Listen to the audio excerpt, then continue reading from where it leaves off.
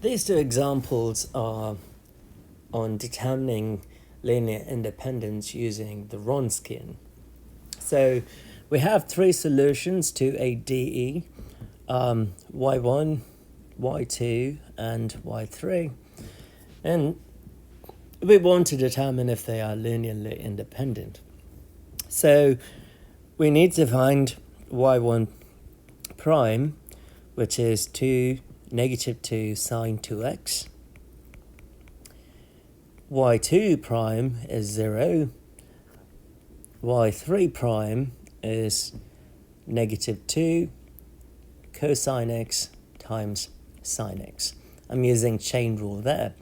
Now before we proceed here, if you can keep it as is and use product rule when you find the second derivative, but if you recall trigonometry, then this is simply negative sine 2x. So trigonometry helps. So y1 double prime is negative 4 cosine 2x. y2 double prime is still 0. y3 double prime is negative 2 cosine 2x. The Wronskian is defined as y1, y2, y3, y1 prime, y2 prime, y3 prime, y1 double prime, y2 double prime, y3 double prime. So let's plug in the values. Negative of cosine 2x, 1 cosine squared x, negative 2 sine 2x, 0 negative sine 2x, negative 4 cosine 2x, 0 negative 2 cosine 2x. We have to find the determinant of W. So, bit of matrix algebra here. Cosine 2x, 0 minus 0, negative 1. 4 sine 2x, cosine 2x. And we have a positive there with a negative, so we end up getting minus 4 sine 2x, cosine 2x.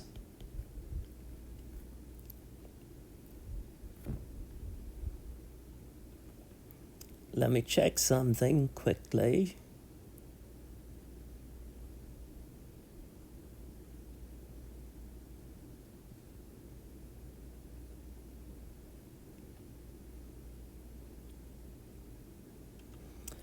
And the last one is cosine squared x, 0 minus 0. So the first term becomes 0, second becomes 0, third becomes 0. So the determinant is 0. This would imply the solutions are linearly dependent.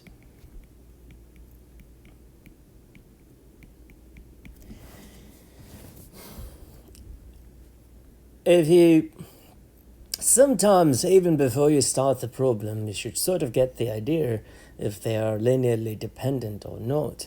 Here, if we use a background from trigonometry, cosine 2x is cosine squared x minus sine squared x. Naturally, there is a cosine squared x in f1 of x, and f3 of x has the exact same term.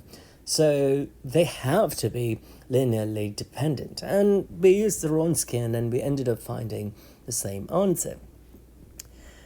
I want you to look at this question and think for a second, based on what I said, if the solutions are linearly dependent or not. So I have y1, y2, and y3. y1 prime is 1, y2 prime is 2x, y3 prime is 4 minus 6x, y1 double prime is 0, y2 double prime is 2, y3 double prime is negative 6. We have three solutions. We have to stop at the second derivative, and I'll tell you why in a second. So the Wronskian is y1, y2, y3, y1 prime, y2 prime, y3 prime, y1 double prime, y2 double prime, y3 double prime. So we have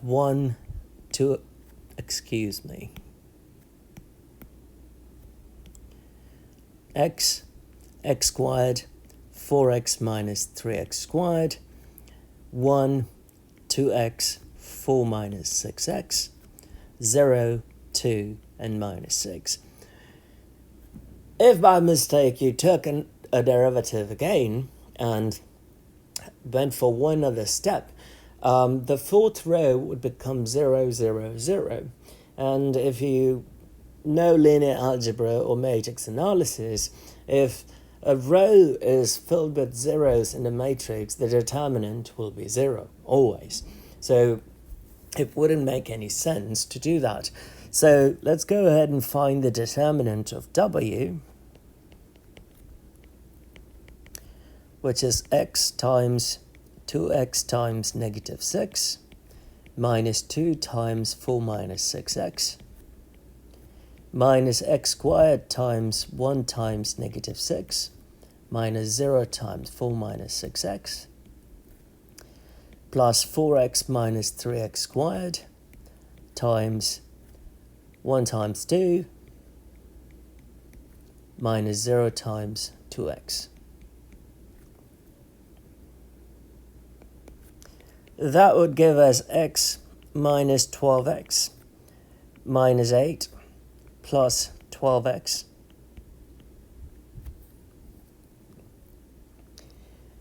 minus x squared minus 6, and that term would be 0, plus 4x minus 3x squared times 2. So we will have negative 12x squared, negative 8x, plus 12x squared, plus 12x squared, plus 8x, minus 6x squared. So those two would go away, those two would go away, and we would end up getting 6x squared. Let's just check this one more time. Something seems amiss to me.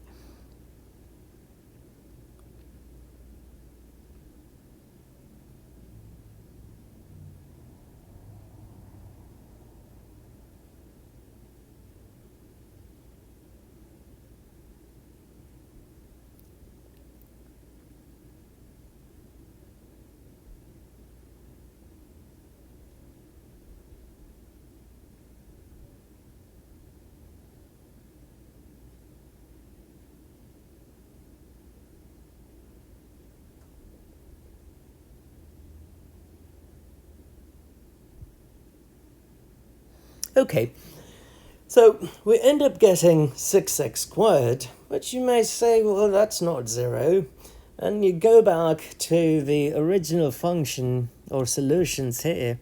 We have x squared, and 4x minus 3x squared. If you look at it carefully, the third solution, 4x minus 3x squared, is a linear combination of the first two. 4 times x, the 4 times the first solution, negative 3 times the second solution, when added together would give you the third solution. Yet, I end up getting determinant to be equal to 6x squared, and you may say, oh, how is this even feasible? You've got to realize that determinant of w has to be not equal to 0 for all values of x in the interval. Clearly, when x is equal to 0, determinant of w would equal 0. This would imply that the solutions are linearly dependent.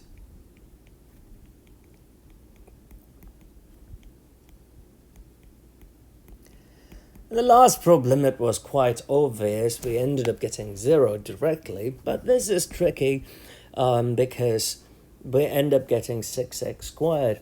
You do have to be careful. Just by reading the question, you should be able to identify if things are linearly dependent. So here, the third solution is a linear combination of the first and the second. So they have to be linearly dependent.